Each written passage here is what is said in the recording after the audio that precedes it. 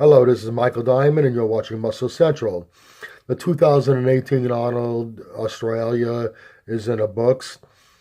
Before I get into the placings, I'd just like to say this. I guess I'm going to have to eat some crow. Uh, Before you pounce on me too badly, in all fairness, the statements I made about Kevin Levrone were based on what we were being told.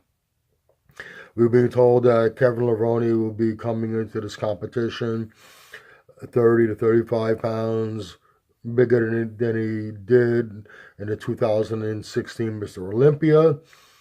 Tony Doherty, the promoter of the show, told us that Kevin's legs were back. He's seen images of them.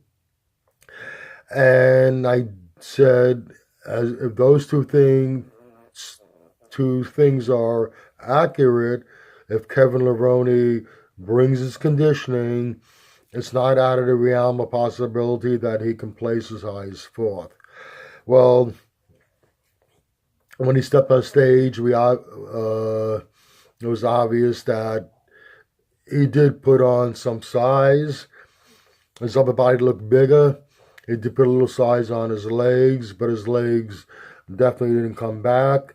Was all that size good quality size? It doesn't appear so. He was probably holding a bit of fluid, but also he was definitely holding some extra body fat. His conditioning just was not there. That being said, I'm still a Kevin Levrone fan. I thank him for giving us the pleasure of seeing him. Hopefully, this, like he said, this will be his last show. I would like this to really be his last show. I would hate to see him try to go on and still compete where there's no way he's turning back time. He's not coming back. He'll never be the Kevin Levrone of old. And I would hate to see him continue to place low. That wouldn't be a way for a bodybuilding legend to go out. Now let's get into the placings. I'll run into the placings first, and I'll give my opinion on them. We have Ruli Winkler first, William Bonac second, Dexter Jackson third, Lucas Osadil fourth, Hidetaka Yamagishi fifth, and Luke Sandow sixth. Now, I don't agree with the placings completely. First off, let me say this. No disrespect to Osadil, but he did not deserve to be in the top six. I'll give him credit. He does bring in conditioning. Every time I have seen him compete, he's always been well conditioned. Not to put him down. I'm not trying to hate on him, but he does not have an aesthetically pleasing physique by any means. Maybe in the top 8, but not the top 6.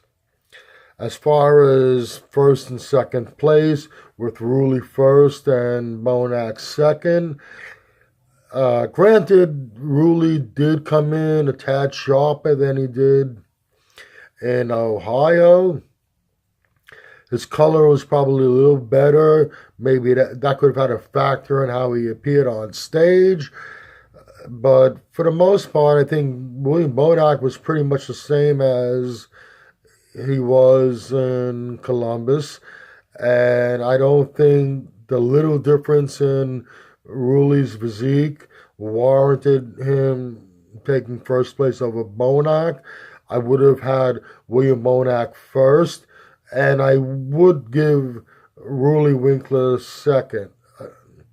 Now, as far as Dexter Jackson, uh, he seemed to have the same issue he had in Columbus. There's a little something going on with his midsection. Not a bubble gut by any means, but there seemed to be a little distension in the lower abdominals. He wasn't quite as sharp in his front poses as he normally is. Turn around to the back, he was still pretty much spot on from head to toe. There was enough detail. He looked really good. Third placing, I think, was fair. Does this mean Dexter is on the decline? I wouldn't jump the gun and say so yet. I would wait to see what he brings in 2018 Mr. Olympia.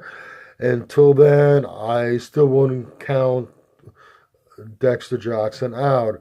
And even if he still is in a decline, if he is slipping a little, Dexter Jackson slipping a little is still head and shoulders above most of the bodybuilders out there, and is still good enough to place in the very top placings in the big shows, and still plenty good enough to win most other shows.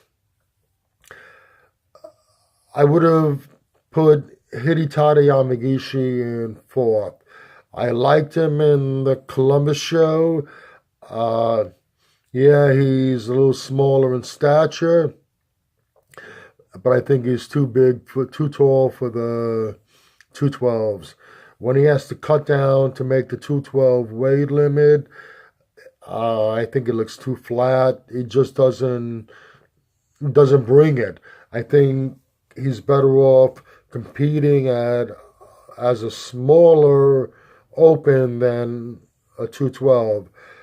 It's like I said, his conditioning in Columbus was good. I think his conditioning was a little better in Australia, just in this show.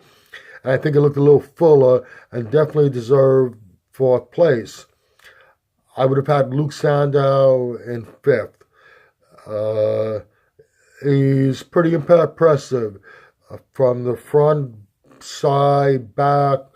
He looks good all around. He's a pretty complete package. I think that he could have brought a little better conditioning. Not to say his conditioning was bad by any means.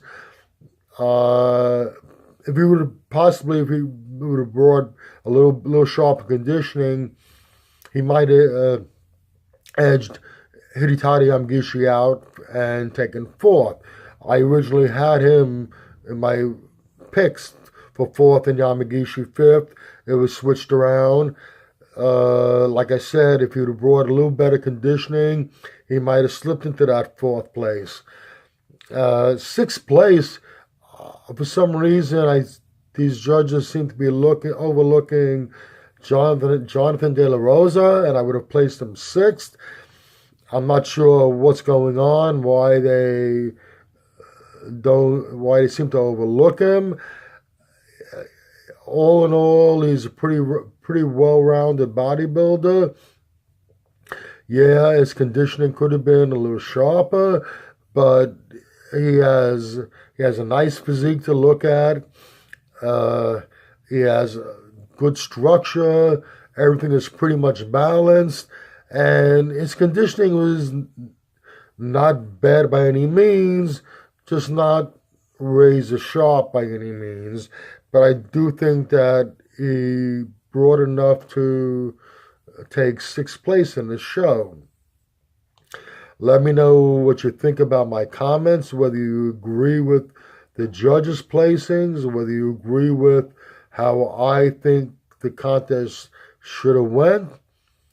I hope you enjoyed this video. If you have, please like, share, and by all means, do subscribe. This is Michael Diamond from Muscle Central signing out.